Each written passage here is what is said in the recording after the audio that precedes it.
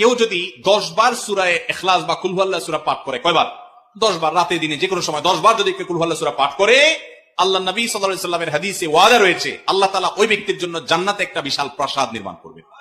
দুনিয়ার কোন প্রাসাদ না ভাই, পামজমারার প্রাসাদ না ভাই, এটা কোন দুবাই বা পৃথিবীর কোন গুরুত্বপূর্ণ জায়গার লোভনীয় কোন আকর্ষণীয় কোন জায়গার প্রাসাদ না ভাই, জান্নাতের প্রাসাদ। দুনিয়ার প্রাসাদ রেখে চলে যেতে হবে, জান্নাতের প্রাসাদ যে একবার পেয়ে যাবে অনন্ত অসীমকাল পর্যন্ত আর তার সেখান থেকে বের হতে হবে না, তার থেকে ছুটবে না। আল্লাহ আমাদের সবাইকে ফজিলত অর্জন করার তৌফিক দান করুন, আমিন। তাহলে সূরা ইখলাস 10 বার মাঝে মধ্যে পড়তে যদি আমরা চেষ্টা করি, পুরা সূরাটা একবার পড়তে 1 মিনিট সময় কিন্তু লাগে না।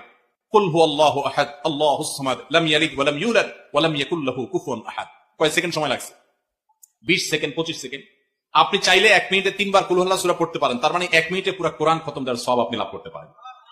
তাহলে অবসর সময়গুলোতে আমরা মুখস্থ তো সবারই আছে, পড়ার চেষ্টা করবো না ইনশাআল্লাহ। আল্লাহ আমাদের সবাইকে তৌফিক দান।